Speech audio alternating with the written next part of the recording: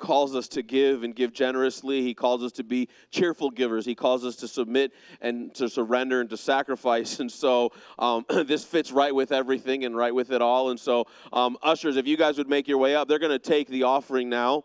And we're going to do that now so that there's some time to reflect at the end of the message. But I don't want this to distract or to take away. And don't let this take away, because God calls us to give generously. He calls us to serve Him. He calls us to worship Him. And part of doing that is through giving. It's through giving of tithes and offering. It's through making that sacrificing, surrendering, submitting our finances to Him. It's with recognizing and understanding that all that we have came from Him anyway. And so the ushers do that. I just want to remind you guys of a couple of things. We've got some great opportunities to serve in our community, so don't lose sight of that. Please be paying attention to all that. December is a crazy month, and it's coming really, really soon for us. We just finished a series called The Struggle. We finished a series called The Struggle, looking at the different things that we all deal with, and we ended with this when we talked about standing up and getting up, and we ended with this. We talked about our lives in kind of three phases. We looked at yesterday, okay? And yesterday we talked about that I've sinned, I've screwed up, I've messed up, I've fallen down, I've been beaten up by life, and what is God asking for me? What can I do to make this world, make this life different? And what I need to do is I need to repent, turn from those things, and in doing that I get forgiveness and I get to experience the freedom that comes through Jesus Christ. We talked about then from there, well, where do I go? Well, I'm taking care of, I'm working on the past, I'm working on the sin, the junk. Where do I go from there? Well, today I focus on surrendering. I focus on taking my entire life and my entire existence saying, God, it's not about me, it's about you. And when I surrender to Him, then He can do something amazing in me, and that's He transforms me to be more like His Son. The more I surrender, the more I give up, guess what happens? The less of me is there. Well, God doesn't leave that void. He doesn't leave that hole. He fills it with Him. And the more like Him I become. And then we talked about, and then from there, where do we go? Well, tomorrow we focus on enduring and going through life circumstances and getting through life's situations. And doesn't mean that now I have Jesus and everything's going to be perfect. Not even close. But I endure and I press on and I run the race, and all the different analogies that the Bible puts out there and all the different examples that the Bible gives us, I keep pushing, and guess what I get to experience? Victory. Why? Because He gives us the victory. And so we wrapped this series up, and we wrapped it up now, and we have the great opportunity. Last week, Pastor Kevin was here and got to, just to come up and pray and share a little bit. It was so great to see him here, and so, the reunion tour continues. And Pastor Kevin was with us, several years ago, and now we have Pastor David, who was also with us several years before that, and so him and his family are here, and you saw Wendy up here leading us and part of worship, and him and his family actually came out now 3 months ago, about 3 months ago, and we spent time, our family and then we spent time together and time in prayer, just trusting God and asking God to continue to move us forward as a church, continue to release us, continue to help us to find that freedom, to find that transformation, to find that victory. And so I'm glad that he's here today. So he's going to come and he's going to share with you. I'm glad for a couple of reasons. And one of the reasons why I'm glad is because that means today I get the joy of sitting.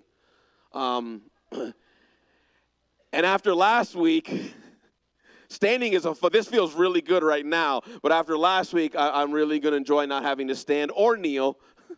But just getting to sit. If you're like, what in the world's going on? Last week we talked about what it means to stand up, and so I actually preached the entire message from my knees up here, and I don't have to do that this week. So I'm really grateful that David is here. Now, if you feel led to, that's on you. Okay, he's like, I'm not touching that, but I don't have to worry about that, and I don't have to kneel. But we are so glad that he's here, and he's going to come up and he's going to bring the word, and we're excited to hear what Pastor David has to share with us and share with us today. So, David, come on down.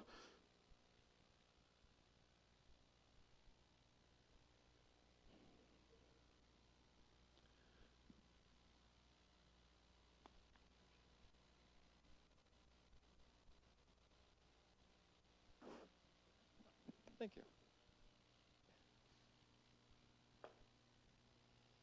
Yeah, my little coat that sits over my back, that is not a cape. That is me being cold.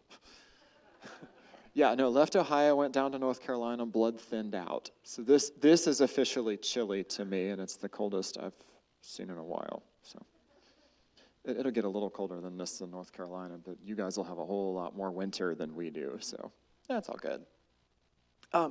Lesson for today. I forget, I've got the thing back there.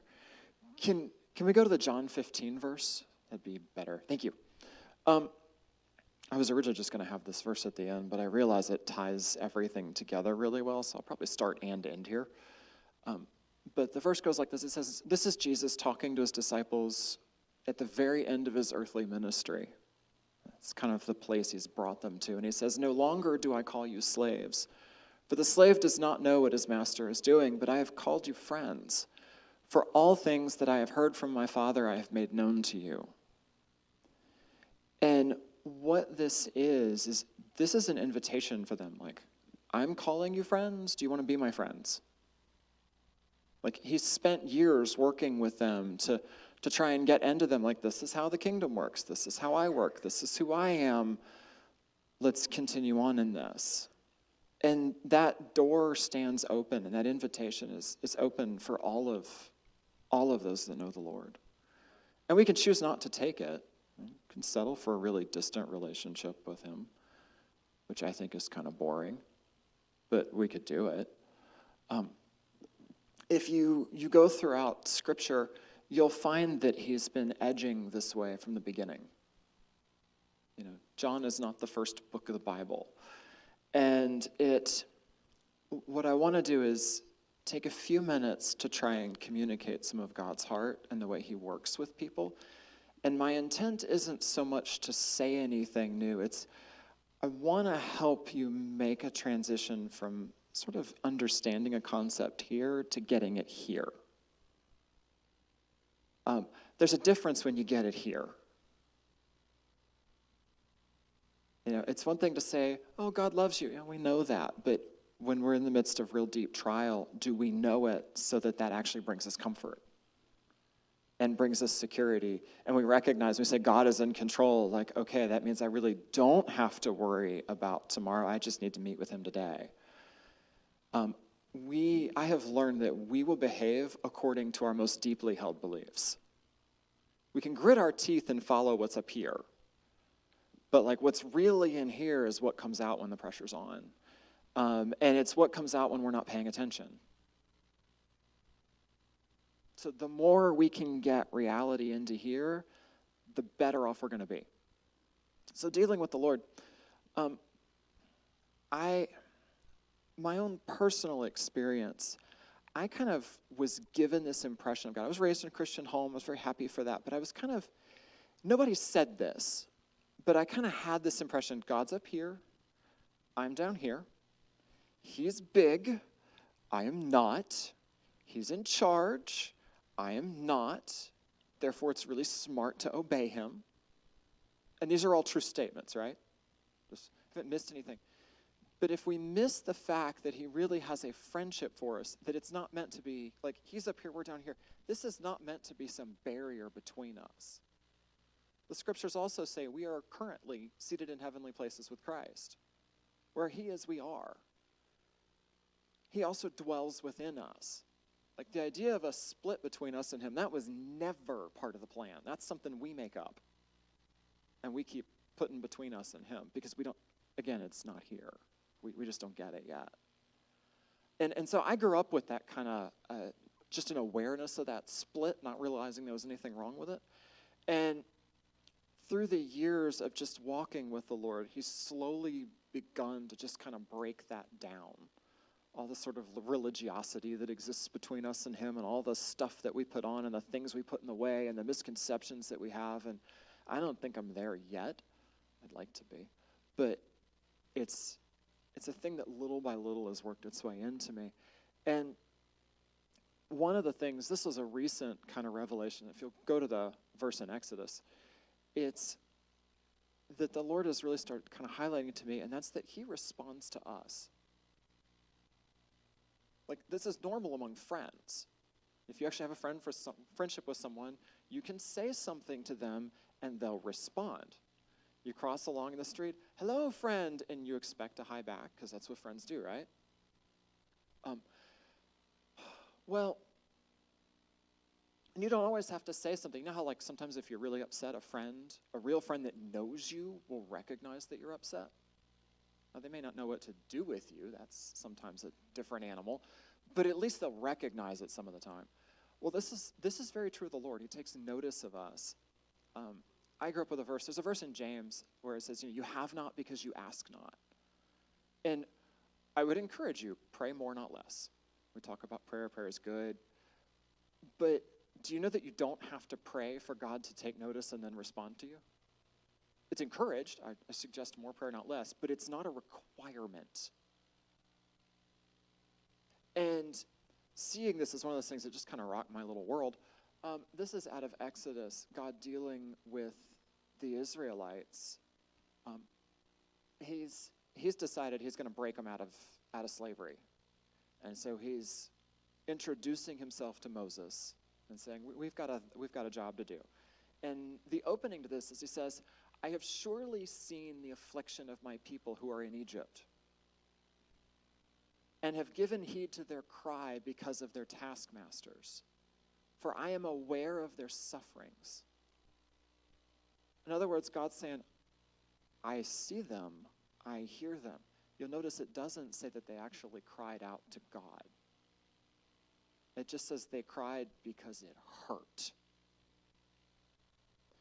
And if you watch the children of Israel for the whole rest of the book of Exodus, God starts dealing with them. They trend toward things like idolatry and walking away from God.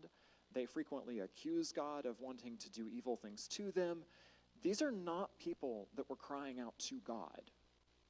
I just always had this kind of whitewashed version. Oh, the Israelites, they serve the Lord. Not this particular group. They didn't know him. They thought God forgot about them. You see a couple chapters later, Moses shows up, does a couple of signs in front of them, and they're like, God took notice of us? He hasn't forgotten about us? And it like totally rocks their little world. And then they slip back into their usual God doesn't like us kind of mode, and that becomes an issue for the rest of the book. But there's this quality where God first loved us. You know, when Christ came and died for us, were we asking him to come do that? I mean, like, most of humanity didn't know who Jesus was. We weren't asking for a savior. We were just busy being lost. And most of us in our lives, God first extends himself to us and introduces himself to us and sends messengers to say, hey, he's real. Then we start kind of waking up to this. Like, he's out responding before we even know we need to ask.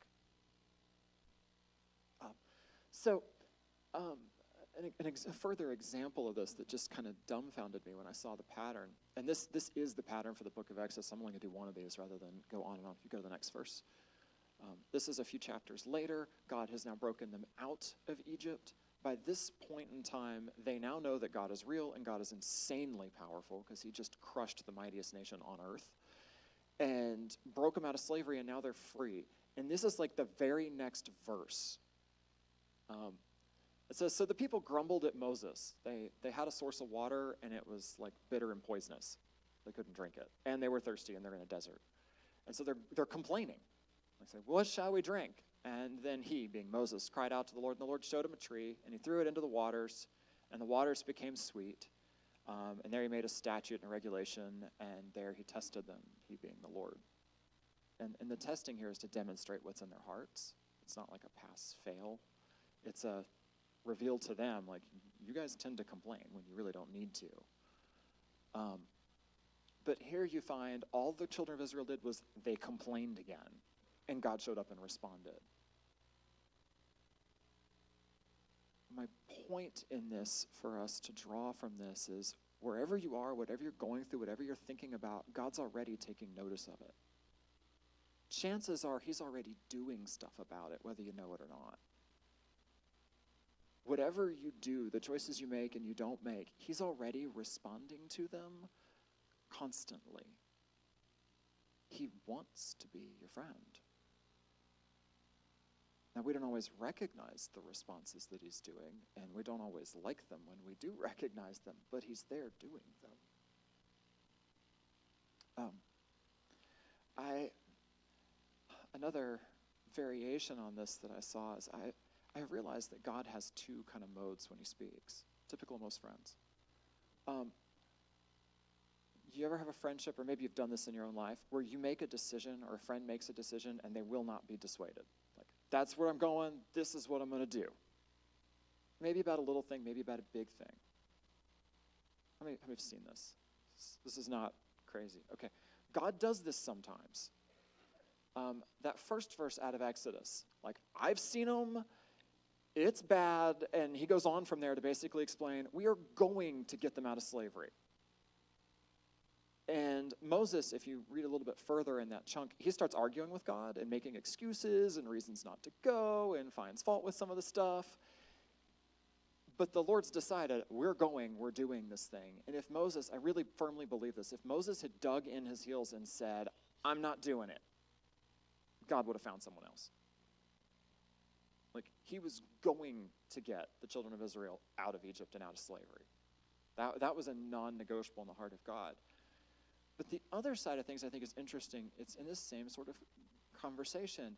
Not everything God says is law just because he says it. There's a place to have conversation with him. And you find as Moses is talking with him, he'll be like, well, I'm not really good at talking. This is one of his excuses. And the Lord's like, well, your brother's pretty good. How about I talk to you and you talk to your brother and your brother can do the public proclamations? And Moses is still not entirely impressed, and so he argues with God some more. But it come to find out, God was way ahead of him. His brother was already on his way to meet him. I won't bore you again with reading the whole story, but it's Exodus, 2, 3, 4, 5, 6, that span of time. But there's this quality of he's constantly looking at us and responding to us and working with us. And the question, therefore, I think we need to begin asking is if he's constantly paying attention to us and working with us and responding to us and taking notice of our needs and whatnot, what's a sensible way to go about handling that? Because here's what I found is when we don't recognize, like really recognize that he wants a friendship with us, it produces either apathy or some form of disengagement. Like we get things like, well, God's just going to do what he's going to do. And so God will do something, and it's either good or it's bad, and we just kind of sit back and watch. Or we'll pray something, and we'll be like, Lord, I'd like a thing, and when it doesn't immediately happen, we just kind of throw our hands up, oh, well, that must not have been the Lord's will. Did God say it wasn't his will? If you ask a question of a friend, or you ask a favor of a friend, and a friend doesn't respond right away, do you just assume it means no? Or if a friend asked you and you didn't have a chance to respond right then, who knows what's going on? Would you want them to assume the worst of you? Like, this is the kind of thought process I'm trying to get into us for a minute. Is just chew on this a second, like, where's the difference between how we would respond to a friend and how we receive the Lord's responses to us? And where's the difference between how we respond to a friend and how we respond to the Lord? This is the chewing. I have a story that illustrates this, and I actually shared this here once before with a very different point in mind, but it's a really fun story, so I'll share it again, and those that haven't heard it, you can laugh at my wife and I's expense. So here's the situation. We were living, for the first time, we've lived there a couple of times now, in Charlotte, North Carolina. We had moved there because the Lord told us to. We knew we needed to go. He had conclusively proven it to us, and so we went, but I had no job. So this is a winning situation. And 2 months go by, and I still don't have a job and have no prospects. And I'm looking and getting nowhere and not having much fun of this. And it's like a month out from my birthday, and my wife, who is a wonderful giving soul and a planner, asks me ahead of time, well, David, what do you want for your birthday? In miracle of miracles, I actually had an answer. And so because I usually don't, much to the irritation of my entire extended family, around the holiday season. But I named some things, and they weren't hideously expensive, but they were really expensive when you don't have money. And don't have money coming, and you don't have any expectation of money coming. And so I named the stuff, and I put it out of mind. Well, Wendy is just blown away. Like, my husband has given me an answer to this question for the first time in our marriage. And so she went to the Lord like, Lord, what do I do with this? And the Lord actually stopped and said, do it. And the answer was like, he needs to know that I care about what he cares about. And she went, okay. And being the faithful woman she is, that had more faith than I did at the moment, she went ahead and took care of all this and didn't tell me, which is probably smart. And we get to about a week before the birthday and the unveiling of this stuff. And she knows good and well, if this stuff that she went and did, like, was revealed to me, I would not receive it as a gift. I would receive it as a greater liability, because everything that she went and bought was food we couldn't buy in a week. Does that logic make sense? Like, I really don't want to be dug in the hole. Like, this could wait a few years. And so Saturday night, we're up praying. And in the middle of the praying, she starts saying, Lord, I'd really like it if we could get some extra money this week. And you know why I'm asking. And I'm sitting beside her thinking, I know exactly why you're asking, because we don't have any. I didn't say that, but that's exactly, I'm like, yes, Lord, this would be amazing. And that was kind of the end of that, and we went to bed, get up the next morning, and we're sitting in service